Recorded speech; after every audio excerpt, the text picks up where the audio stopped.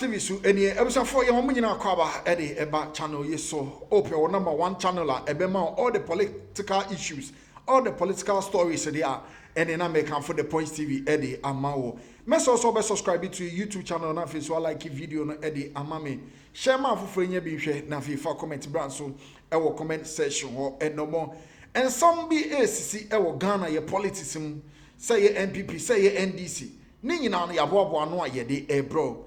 Meso nyabotre ene adaje video bi etwagu ensem no akwako ye henyan e wo man Ghana mu ase amafo ekabi nyabotre na afi ye nkonkohwe video no emra eye na sem aye dwuma because ye nim impedifo bi ebedi ma ye nim a obo hihye ebo bi a bebre promises bebre ye hwehwe it's E-Levy no begidi so obi oye momo bi obi oye eye transaction bia with eye mobile phone and I say ye network communication network bia no yati asem de so eye MTN no eye Airtel Tigo eye Telecel mekeka ho bia no eye ade a ye ntu E-Levy biom anti and then more my transaction no what's why yate on a verify the amount and the ISA say is sue company no wo court inti ayade says no aba abededwa and no a year now be oh His Excellency John Dramani Mahama sign me na ye hu so de but ye hu so matie ayade na take effect there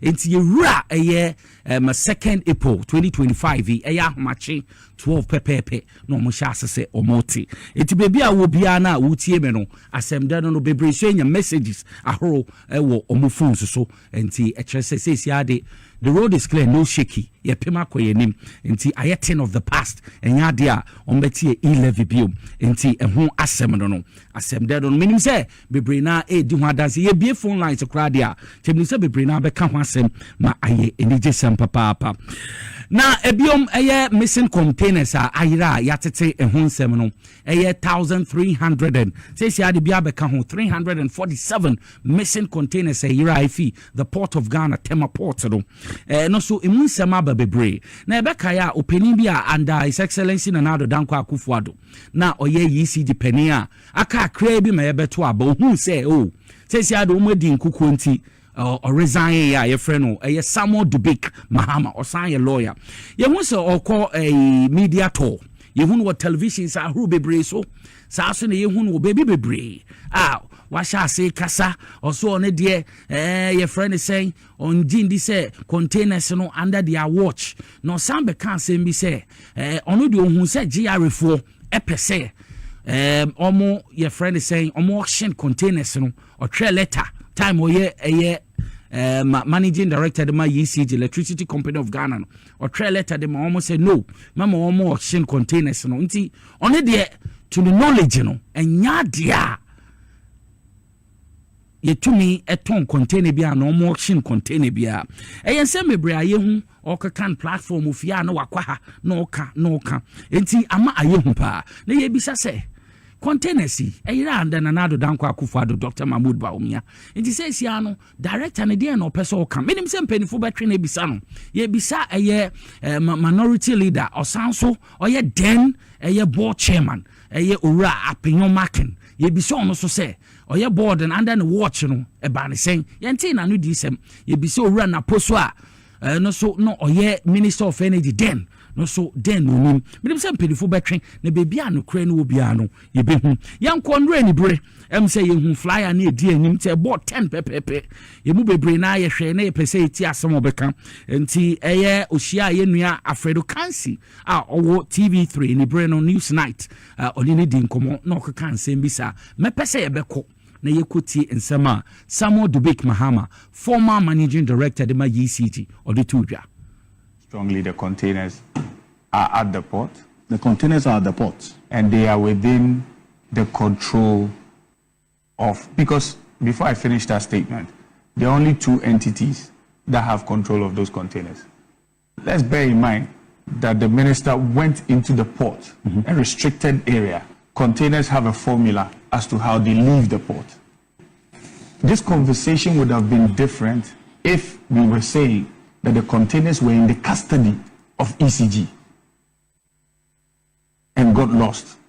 But that is not the conversation. The conversation is that those containers are at the port So they are in the custody of GPHA and Ghana Customs. So it begs the question as to, yes, ECG hasn't paid its duties. Fine. Yes. So why auction a container belonging to ECG without knowledge to ECG? Because in my candid opinion, that's the only way a container can leave the port. A container is not like a piece of paper that you fold and throw away. True. For international supply chain logistics, a container has a unique number. Now, let me draw you to the committee's work, because that is where I want us to draw inference from. The committee said 1,346 containers are missing. How are they missing? There are processes at the port. Let's go through those processes. Have we spoken to the shipping lines? Have we visited the other terminals? Have we gone through the right channel? Because listen, the last I know, before I left, were that containers were auctioned. We did write to GRA to complain about those containers being auctioned. Containers were auctioned with the content of the containers Yes. as well. Yes. ECG containers. Yes. Were auctioned by who? It would be by the GRA, because when it goes to an unclaimed sector of the port, it's still within the jurisdiction of the Ghana Revenue Authority, the Customs Division. Okay. The misplaced containers. That's wrongdoing. It's not By who? proper procedure. Who misplaced it? I think you should be answering those questions. It was with the custody of the what? Ghana Customs and in the custody of Ghana ports. But so if they are over time you import containers with content and they are misplaced, and as an MD you don't get concerned about it, how do you expect me to also believe that from what you are saying, you are not part of the entire syndicate? If that's the case, so be it. It will come out in the forensic audit. If that's the case, so be it. Let the records show that Dubik was part of the syndicate. If that is what we are looking for, let's look for it. What would be Dubik's aim to be part of a syndicate to take containers out? Do I live in a container house? Well, are my homes, if you have come to my home and it was built with containers, yes, you can say something like that. Mr. Samuel Dubik Mahama. Onona or former managing director de my ECG. And then some more church room say edu baby no na containers na a war port no GRA custom division omo de omo nsa atoso enti ohun ote say omo pese omo auction containers no o treko say yenya ne sa munya abotre because ECG no ade ne baaye no na aye say ehia omo so omo po omo mpo tedu bibi na say ne say GRA otwa no auction no mo so yenti ono de to knowledge no onim say ECG ense nim but eye GRA ne eye authorities eye tema port show mo nsa GPHA omo no mo hwa port ho na wo hwa container bia wonim say number serial number ni ade nti omo check from there mama ye fa blame ne ma ECG enti say anade na nya another twist I just say GRA for so ye betwe omo didididi eye custom division omo GRA ye betwe omo dididi ebisa omo cause nsama adobi keke de oso no wo no ho de ote se omo pese omo auction o try letter to say no goods ne de ECG dia but munya abotre wo just say ye ton container na tan content consignment e wo mu no ye ton no so aka ho ti munya abotre enti imono na jamo no de resign enti to no de mu nim no enti nsami a okay de na che say GRA ye customs division for more port ansa na authorities or more port me che Ghana Port and Harbours Authority so almost so question to answer was answer me hu because more okay de ye twa no auction enti na Chinese for niam kan but ye ba hwem asem no emu onwem kakra ono no bai ni ntie mo mo de abeka ho nti wo ye Ghana ni a ma Ghana yedru no ma Ghana man Ghana yedru no ha adwini ye papa se container say 1300 and ye ebi abeka ho kwa 1346 out of 2500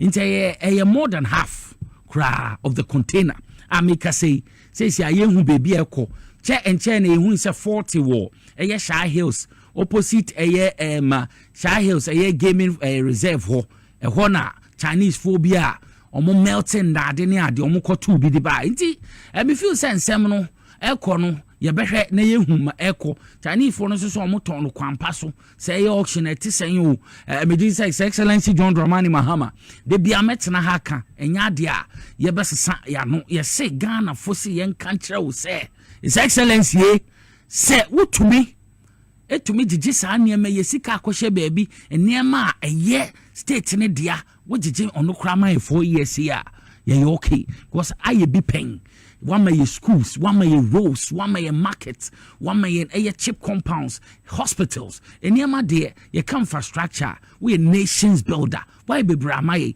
Ti sang yama, say you for kwan sujiji, sika niyama, na ya di ya niyama go Ghana. Sang yama to me jiji, bet me idea ye niyama bebre. Na wo shema ekoso yi si dia me gidi sem penifo munda so. Sector Minister John Abdullah Jinapo. Ne mpanifo amuka bi owom eji moma mani nkwa asem hu yi it's asem di omon fast track no because ya nhwe ni ye amebeda na enya different twist in sembebri na nkasa mon fast track Ghana fo adwene wo so containers na idan Ghana fo adwene wo so enti mon fast track no me na ye hu meko na masem ne dan enda ye hu mpanifo nsase yi si di nsenim GR4 custom division 4 aha na yehu masam na ko enti edietene no say bibia ekoso a sesi Ghana 40 gold board ye ka gold board a ye new company e ba chese ebehwe Ghana ye gold ho nsensem ye dim say ye gold bebre omo smuggle nyame adom Ghana sesi America say omo rank Ghana first fan gold production o my Ghana ye the first na no kwa woman say gold board no ono no ba ye yense cocoa board bibia efa no gold ho de omo na omo di ho dwuma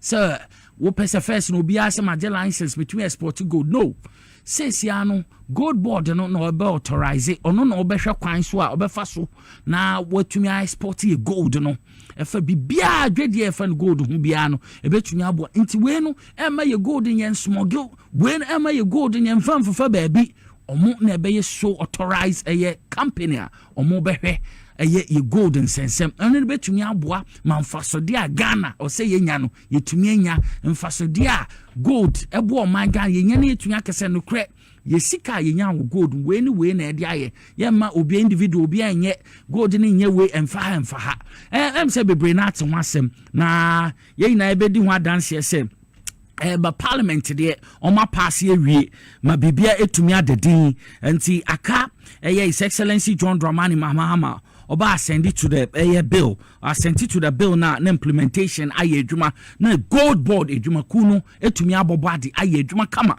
ma bibia etumi akonkan but then no me pese me siw so biom na wode waso fam yen na wutie acting CEO de ma PMMC ora Sami Jemfi ni interview bi o grante ye kwan ofesu chechire mu me ye ina eti asente uti gold board a ora Sami Jemfi ye nya abotre me ni na ye ntie kwan ye be fa so a gold board na ba betumi ama Ghana ye gold ho fa so kra no ye tumi ye ina ya benefit na ya kase no kra Ghana ye tu gold wa ha nti sa why kra I was for video no ene akwakwosha aba no watimu ensem wo hu de ekoso ewo man Ghana mu a dani brenyina ade achi ade sa no ensem bebre ekoso ewo Ghana ye politics no mu NPP NDC CPP ena afa so political parties no nyina no eho nsem ewo ase aha ena obenya ni nyina message so subscribe to your YouTube channel no e de amaye the Point TV so nie medawase